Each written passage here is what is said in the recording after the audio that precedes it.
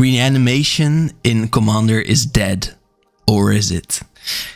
Guys, I hope your coffee is warm today, because today we are building graveyard decks. And to be specific, we are building reanimation decks. And in this video I will talk about some commanders that are good with reanimation, but mostly I will focus on the ones that are unique and fun to play with. Then I will have some deck tags on them and we will go very in depth, but you can stop earlier if you feel like you've gone deep enough and want to build your own deck. Anyways, so do subscribe for more videos like these, because then I will know what to make. Also let me know if there's another type of deck that you would love to see. It could be typo as well if you want. And I need to note that these videos are a spin-off of my own series of how to build a color videos, but we will work on the themes now as well, because I think it's interesting to mix it up sometimes. So what are reanimation decks? Well, the philosophy here is that you are the deck that will slow down the game in some cases, but also you will be the first to have the ability to play very big creatures. So there's a bit of both. And the colors that you are usually in are black, blue and green, or black, blue and white, but usually there is, or I think always there's the color black, because it is just the best in reanimation, because it has some clean ways to just reanimate for 1 or 2 mana. So black is necessary in a reanimation deck. And then why blue as a secondary color usually? Well, because if you are playing a reanimation deck, you will need the color blue to protect your creatures with counterspells. And usually you will need some more clean ways to draw more cards so that you can put things into the graveyard. So blue helps there, but mostly it is here for the counterspells. Then you either pair it usually with green, because it will help you mill faster and it will help you ramp out so that you get to that point where you can reanimate. Or you are playing white because you need that extra part of control. Of course, Esper is great at controlling because it has blue's counterspells, black's removal, then white has some exile removal that it is great at, and you will have great board wipes on top of that. So those are the most popular, I think the best color combinations, but there are also some other options where sometimes you just pair black and green to get Golgari. It can be very fast, but it isn't really great at protecting because it is missing blue. You have black and white, which is then also a sort of protection, more of color combination. And sometimes I've even seen a bit of red in black and then Gruul, so Junt, just because then you will get more big creatures out there. But really there are 2 options. You will have either black, blue and green or black, blue and white. So the themes in graveyard decks are, you are playing with undead creatures, with control as well, because most graveyard decks must be controlling because they need those counterspells. And you will be the mastermind behind the game, because you will wait until the other people have played their removals, counterspells, graveyard hate, until you really enact your plans. So what to expect? We'll go by the purpose and strengths of Reanimator decks. Then we will go by some staples that you can always get if you are planning on building a graveyard deck and don't really know what to build, or maybe you're building around them later in different ways. And we will talk about what options you have in commanders, and 3 of them I have turned into decks, and I will recommend them and talk about them more in depth. And then we end with some gameplay tips in general. For the strengths and weaknesses of a certain archetype, I usually don't start with strengths and weaknesses at all. I just talk about the purpose of the deck. So the purpose of reanimation decks is to be the last ones out there, because you need to outlast your opponents. You don't care about board wiping. Perhaps you board wipe yourself. You don't really care because you will get those creatures back. Also, you are here to make games slow down for other people, because you need to protect your graveyard. You are the controlling deck and you need some removal, some more board wipe, so you will be here to slow the game down, because you will win later usually. But also you will be another threat aside from hand playing players Like exile, people who exile cards to play them later, but with graveyards. And then you will be relatively quick with big threats, but they will be just one threat. And if you play out your threats, well, that's dangerous. So you can choose to be later with your threats, but you can also choose to be the first. It's just very risky. So usually you don't, but you could if you need to fasten the game. Your strengths are that you are very resilient. You know how to get back as long as you keep your graveyard safe. The graveyard is your second hand, so that means that milling is also a sort of card draw for you. And you can play a few threats really soon, so at least you are putting the pressure on your opponents with that. And you are great at being a toolbox deck, because you can put anything into the graveyard and reanimate it. You can also get any type of enter the battlefield effect, or maybe leave the battlefield effect to destroy your opponents. Now your weaknesses will be that your theme is actually 3 at least themes. You have reanimators, you have reanimation targets, and you have graveyard fillers, because you need to fill the graveyard, then you need to have something to target out of the graveyard, and you need something that targets out of the graveyard. So the mindset here is that you need to play the longer game, you need to see your graveyard as a resource, and you need to be very aware of graveyard hate. Because the moment you stop being able to play the graveyard, a lot of your tools out of your deck immediately aren't usable anymore. Now, the types of graveyard commanders I think come in 2 flavors. You have milling commanders, commanders that just make things go into your graveyard. Of course, that is a part of being a reanimator deck, but then you will need a lot of reanimation in your hand. And as I said before, you will see your graveyard as your second hand, but usually the reanimators don't really allow you to play them from the graveyard. So that's a little bit hard. I don't recommend using milling commanders. And the second flavor is a reanimating commander. And I think those also have 2 sliders to sort of choose between. So either you get commanders that can reanimate things multiple times per turn. You have the slider how often can they reanimate, and what does it cost you to reanimate it. So sometimes you can reanimate something multiple times in the turn, in theory, but it will cost you a lot and it will be very hard to do this. So you have some differing costs, which sort of flavor the commanders in a way. Before we talk about decks and commanders, I think we need to know about what any graveyard deck needs. So what is the core of a graveyard deck? Of course, like any deck, you will need some card draw, but you need less of it because you have graveyard fillers. Then you will need removal and board wipes like any deck, and you will need ramp. In this case, I think you need a bunch of ramp, but I will go with my standard 10 for these decks. Most of them. And then you will need graveyard fillers. Like I said, you need to fill your graveyard. You will need reanimation targets and reanimators. And sometimes you need sacrificers, because of course it can be easy perhaps to reanimate something from your graveyard, but then sometimes you need them to die again, and having a sacrifice outlet will help with that. And very important in any deck, but in this case I think it is sometimes overlooked. You need to have a way to win with your threat. Either have protection against everything, or haste for your attackers, or maybe you have a combo if you have a bit of a stronger deck. And you will need to think about how you will be anti-graveyard, because if someone is totally anti-graveyard and your graveyard is unusable, again, you are kind of out of the game. So let's talk quickfire about my top 11 commanders and their sub-archetypes within Reanimator decks. Note that I won't mention every commander, I'll just dive really deeply into the commanders that add something really unique to the archetype, and I won't even get into ones that are secret knight, typo or enchantress commanders. But if you want to see a specific one, let me know and I could do a deck on them anyways. Another note, there are sort of 3 types of commanders in Reanimation.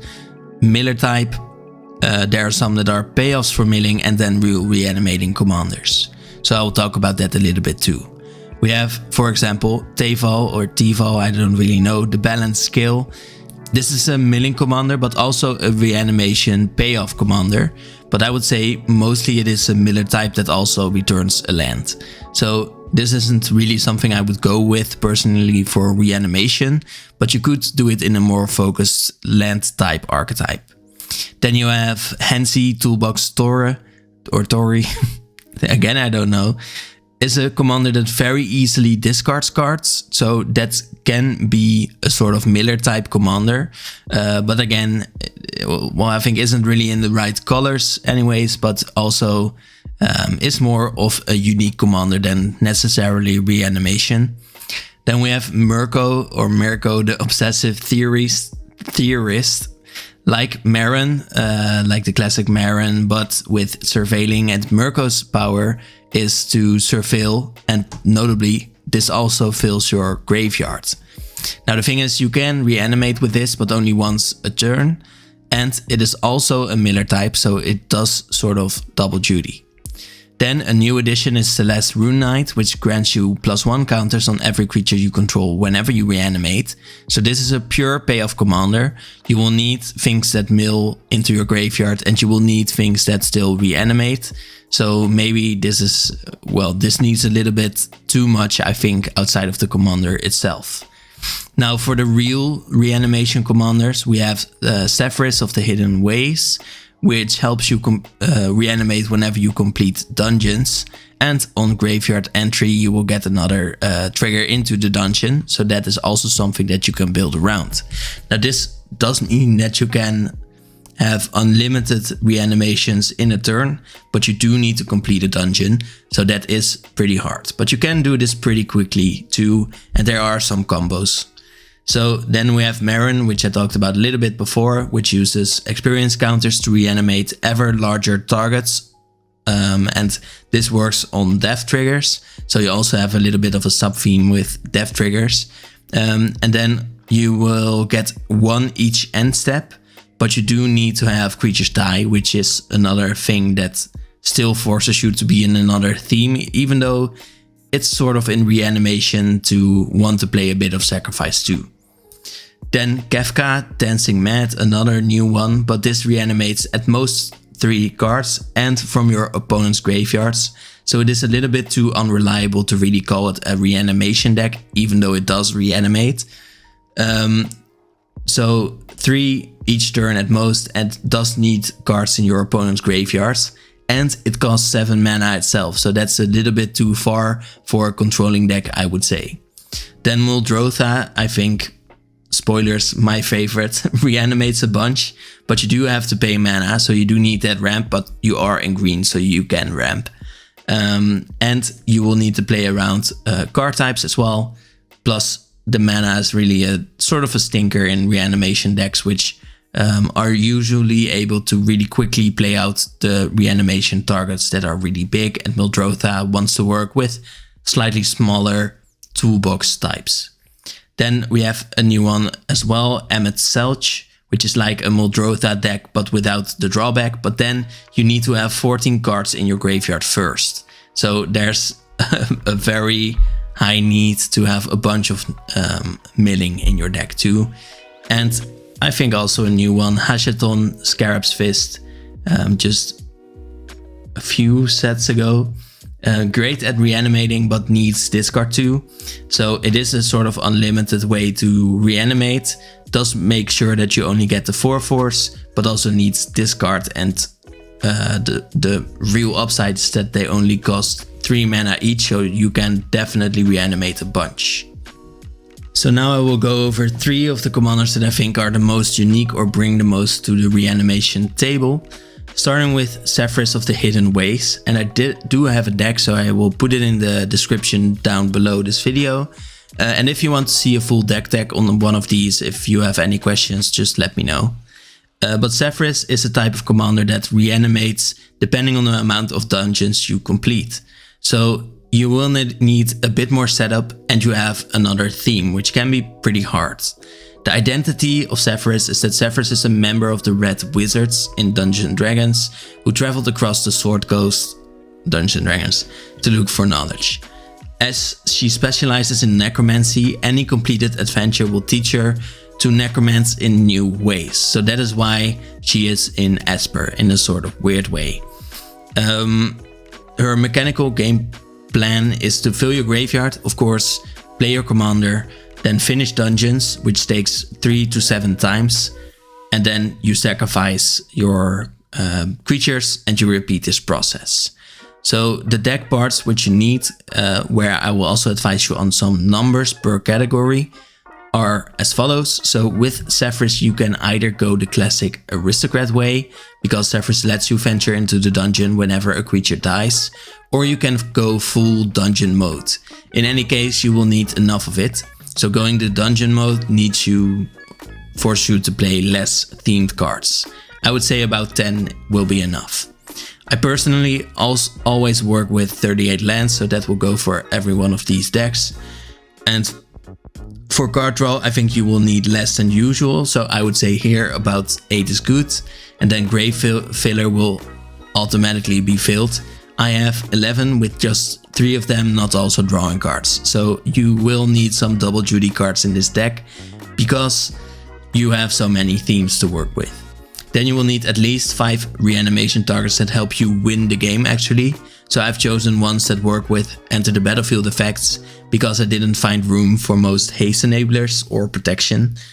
And you will need at least 10 removal pieces like usual, which can also be on a stick, which will help you because those are also reanimation targets, of course. And then for reanimators, you can lower the usual 10, I would say, to 6 to 8, because your commander does it for you too.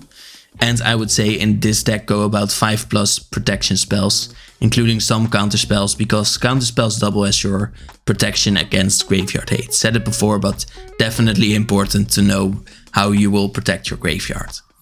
So the strongest cards are Radiant Solar, which of course is great because it does double duty in being a dungeon card, but also great in specifically this deck. Then I think for new cards we have Gogo, the Master of Mimicry, which is great because it can do double duty for your commander. I would say Starwinder is a great reanimation target because, well, it's very big, it's 7 mana, so many people have written it off. It isn't that expensive because of it, and it says whenever a creature you control deals common damage to a player, you may draw that many cards. And there is some unblockable theme going on with dungeons, so I think that is in a way perfect too. And then I think one of my favorites is Lethal Scheme. I think because mostly you have the convoke part, which is great because that helps you connive with the creatures you convoke the spell with, and then you destroy a creature, so it is also removal, plus the fact that it is also graveyard filler. Then what makes this deck unique is the focus on dungeons, of course. So that is a fun way to play with Dungeons and Dragons if you want, but also it can give you many side effects, so it's really strategic. It also is unique because of the way that reanimation will be free as long as you complete dungeons. There aren't many commanders that really make reanimation free, after playing the commander of course. And it is a theme on exploration and friendship, coming from the Azorius part in Esper, and that is a bit unique for black decks too, because there isn't much friendship in the color, definitely not in Dimir.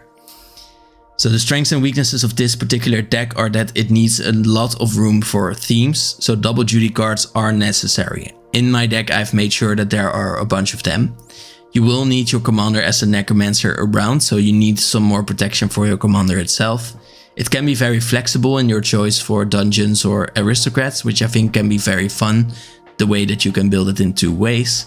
And it is very easy to get multiple reanimations in a turn when you start to get the ball rolling. But you do need to have that engine. Also, of course, you have blue, which means you can protect your creatures very easily, and also your graveyard with those counter spells, sorry. And you can't ever discredit the gains from the dungeons themselves. Those make, I think, the deck most fun. Then for my personal favorite, and the second one out of 3, we have Muldrotha the Gravetide. I think this is my favorite because of the way it is subtly special, and I think very useful for newer players as well, weirdly. It seems complicated, but also just teaches you a bunch about the game. So with Muldrotha you can have many reanimations in a turn, but you do have to pay mana. So Muldrotha says, during each of your turns you may play a land and cast a permanent spell of each permanent type from your graveyard. So once you have chosen one of those permanent types like creature, you can't reanimate another just creature. You will need to reanimate perhaps an enchantment or an artifact creature or something like that. Now for the lore of Muldrotha there is a bunch. So Muldrotha is a Marrow or an avatar elemental of a certain land on Dominaria. She is the combination of Yavimaya strength with Urborg's infinity. She is rotting vines, wet wood, corpses and mud, but she's also kind to some. She listened to Slimefoot and the spirits of Urborg to defeat Yargle, the frog mutant. She listens to her kin most of all, the alive and dead, at the same time, so alive and dead. Later she even convinced her father Multani of Yavimaya to aid the dead frog against Phyrexia, and her father understood the ways of Urborg slightly at that moment. Your mechanical game plan here is to ramp really hard, fill your graveyard, play your commander and just cast the creatures and stuff from your graveyard and then win. So the deck parts here will be that with Muldrotha you need at least 5 protection pieces again. With reanimation I've gone under 10 cards too, because with ramp I think Muldrotha will help with that reanimation. I still go with 38 lands, 5 board wipes and 10 removal pieces, but for card draw again 5 to 8 is good. Usually I go 10 at least, but graveyard fill is card draw 2, as I keep repeating. Because I went less hard on card draw though, I'm compensating with the graveyard filling, of which some is focused on lands, because you need a lot of ramp and you can play those lands out of the graveyard too. Because I'd really go hard on ramp, like 15-20 cards that could work as ramp, because you need the mana for Muldrotha to really shine. And then the reanimation targets are way different from other reanimator decks. Instead of big ones that you use to win the game with just a few threats, you have a bunch that you can sacrifice over and over for more value. Now that does mean that you need other cards, like for example the new Fang the Fearless EC or LC from Final Fantasy, which says whenever one or more cards leave your graveyard you draw a card and you lose 1 life, meaning that you can draw your whole deck perhaps eventually. This only triggers once each turn, but you have multiple ways to maybe be sure that more cards leave your graveyard whenever. And it also can be flipped together with Vanille the Cheerful IC or LC, I don't see it. It's an L, it seems. Okay, yeah. And for example, way better Sir Conrad, which is I think the classic, but I didn't always want to just include Sir Conrad. But Sir Conrad says whenever another creature dies or a creature is put into a graveyard from anywhere other than the battlefield, or a creature leaves your graveyard, Sir Conrad deals 1 damage to each opponent. So meaning if a creature dies and then gets returned again, you deal already 2 damage to each opponent. So this is a great way to drain your opponents. Or you can think about cards that are sort of infinite combos with Muldrotha, because you can slowly destroy your opponents, like Mindslaver, which lets you sacrifice the artifact to control another player during their turn, which means that you can over and over sacrifice Mindslayer, get it back, and keep controlling one other player. Does mean that you need 6 mana every time, so hopefully you have enough. Like I said, you need a lot of ramp. And for example, you have Kaya's Ghost Form, which is great with Muldrotha, because then you can use it over and over, because whenever a creature dies with Kaya's Ghost Form on it, you return the card to the player, to the battlefield under your control. And that also means that you can sacrifice something over and over, get it back every time, preferably Muldrotha herself, because then the ability can be used again and you can also return another enchantment, which can then also be Kaya's Ghost Form again. I think the strongest cards in this deck are the classic ones. Spore Frog, really annoying for people who are playing against Muldrotha, because you can sacrifice the Spore Frog over and over, and every time, every turn, you will have a frog that says prevent all combat damage that will be dealt this turn. So one of the turns of your opponents will be stopped completely because of the Spore Frog. Secrets of the Dead, really good because it will help you draw a bunch of cards. Whenever you cast a spell from your graveyard, you draw a card, and you are casting spells from your graveyard with Muldrotha. Why isn't it Muldrotha? It would be more fun, I think, but it's Muldrotha.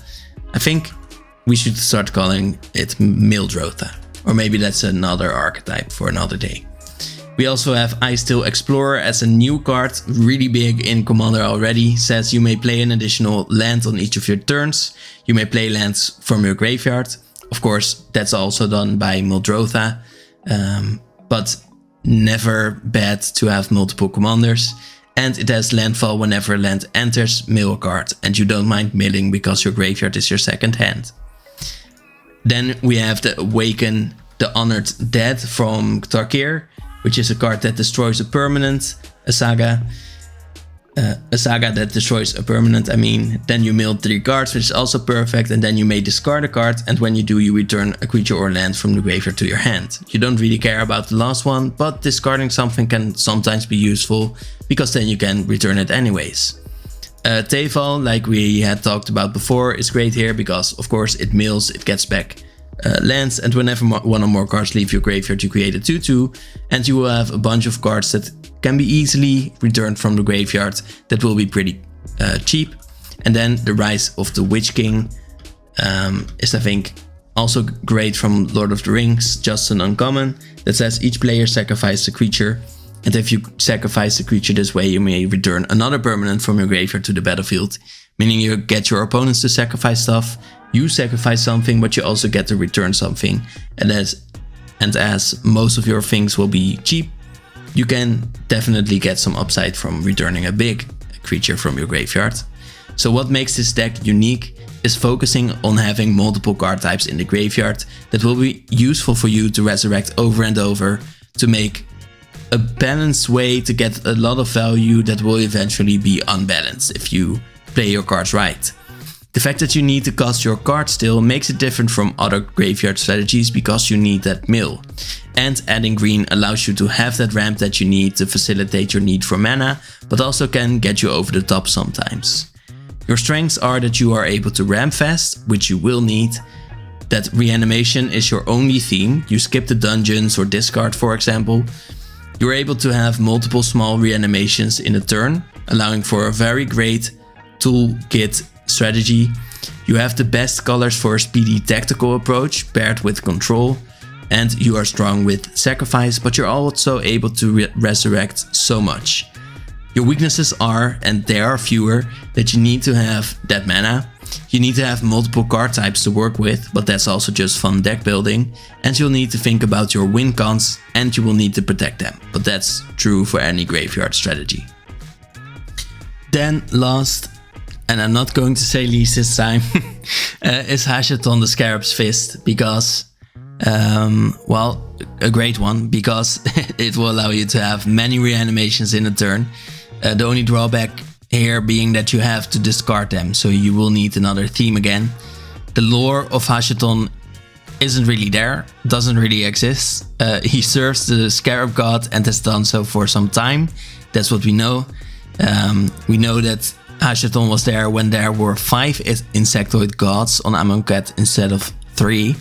The god that he worships stands for resurrection, as the Scarab did in ancient real Egypt, and also for death, as they are one thing for them. And that is true for this deck too, because the moment you sacrifice a creature, you will get it back, which is also logical for embalming a creature.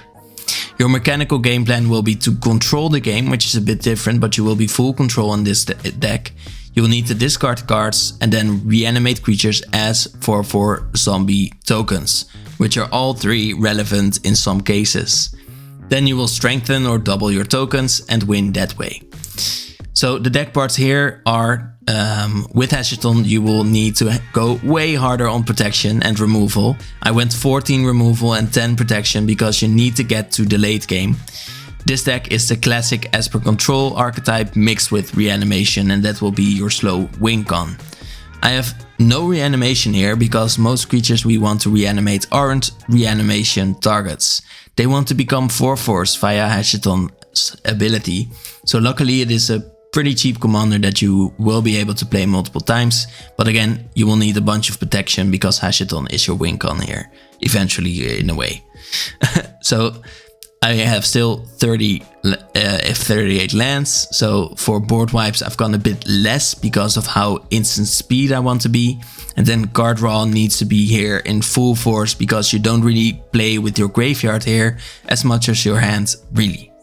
Ramp is back to the normal 10 again. Of course you don't have green, so you will need a bunch of mana rocks, and reanimation targets will be different because really this is what makes the deck feel fun. So they should be different for everyone. Here the reanimation targets will either draw this card or they like to be put back into the game as 4/4 with unblockable, for example. So how do we win? By strengthening those zombie tokens, by for example giving them flying or other evasion, or perhaps doubling them.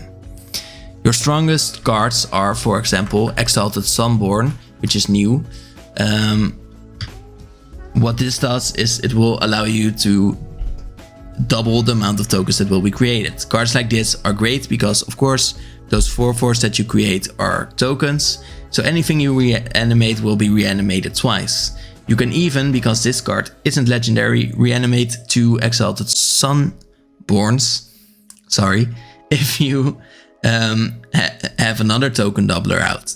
So that is very fun, I would say. Kitsa is another great card from Bloomburrow, which allows you to draw and then discard at any time that you want, so that is great too. And then from Ether Drift we have the red to Mystic, which says each creature card in your hand has cycling for just 2 mana. So for 5 mana you can play anything. That is also great with the big creatures that you want to reanimate. Also, cycling is just fun because then you will get to draw any card from every creature card in your hand. Some older cards are, for example, Psychic Frog, because it has an instant speed discard ability that doesn't need you to do anything else. Same goes, I think, for Ghostly Pilferer, which also says discard a card and then it can't be blocked either, which is also great for a 4/4. And then, of course, the Scarab God, because the Scarab God is flavorful, but also because it is just very strong because of that ability to exile target creature from a graveyard, so also your opponents, to create a token that's a 4/4 black zombie. So it does the same thing, but just proactively. So what makes this deck unique then? Well, it is how the playstyle is much more on the controlling side. You could say that you should just play the Scarab God anyways, but while it is controlling, I would say this is a bit better because it has those 3 colors. And also I think it's just faster because it's 3 mana instead of 4, basically. So you can also work with way smaller creatures as you will be making them larger, and you will be buffing them as zombies or tokens later on even further. Your strengths and weaknesses are that you have the most potential for reanimating multiple targets at once, but you do have struggles getting them back later. In my opinion, you should also not focus on this, but you could have some backups like the Scarab God in there. You're also way more controlling, but you also need this because you need to get to the point where you are discarding cards and resurrecting them. Still, 3 mana is really cheap for resurrecting stuff, so you will get to resurrecting really quickly if your opponents don't answer you, and you have the opportunity to keep protection up sooner. So basically, how do you choose your graveyard decks? Want to go the most classical graveyard style? I would weirdly pick Sefris. Want to go ramp or green like and feel like a Golgari monster? Pick Muldrotha. Or want to go controlling end times vibes? Go Hashaton. How do you win? Actually, because this is very important in any deck, but definitely in Reanimator decks. Well, there are multiple ways. You have certain finishers, like pingers, like Sir Conrad the Grim, then big creatures, think Valgavoth the Terror Eater, Avacyn, Angel of Hope, or Absolute Virtue, another new one. Or enter the battlefield effects like Archon of Cruelty, lose 3 life for every enter the battlefield, or Grey Merchant of Asphodel, a really classical one. Or you could win with combos like the Hermit Druid plus Thassa's Oracle combo, where you need to make sure that you have no basics left in the deck. You activate the Druid and then you win with Thassa's Oracle. Or you could do Abdel Adrian plus Animate Dead, because then you will be able to reanimate Abdel. You will exile the Animate Dead with Abdel's ability. Abdel then dies, so Animate Dead returns and you get a 1/1, so that you can repeat this to get infinite ones of those. You could also, with Muldrotha for example, use Mindslaver or Gaia's Ghost Form, as we have talked about. Or you can use Sharoom with Hashaton. Not share a room with Hashaton, but Sharoom with Hashaton, which you can then return and then have an infinite loop of returning the Sharoom. Some body once told me some playstyle tips.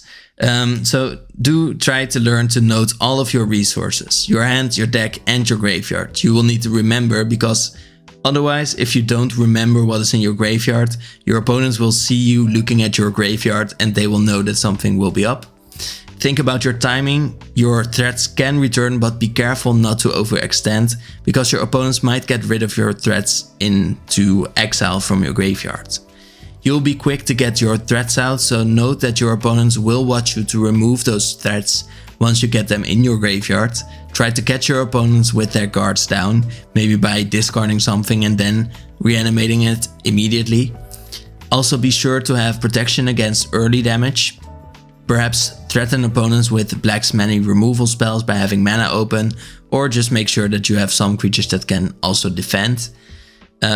Try to identify and protect your win conditions very harshly, because you have to first of all know what your win conditions are, but then protect them with your counters and such, so you will need to have the mana open to protect those threats. You don't usually have many threats. Also be sure, again, to play around graveyard hate. Be aware of the opponents that might have it, and be aware of their mana and resources. Usually white is very great at graveyard hate, for example, so you need to be sure that you know which opponents have that color, and perhaps test out whether they have something against your graveyard by putting something into there, but not too many things. Often I try to get 2, maybe 3 threats into the graveyard and not more, because then you are overextending already, because you have those things in the graveyard and they can be removed at once. So be sure that you either have mana to protect your graveyard, or that you don't have everything you need in the graveyard already. With that, young lad, I'd like to thank you for watching. It's been a pleasure to walk through the graves together. Remember, the graveyard is not the final rest, so don't forget to subscribe, especially since you've made it all the way through. If you don't find any videos to your liking on my channel, just ask away, and I'm very often up for community-based video ideas. In any case, may your coffee be ever warm and your reanimation targets be juicy.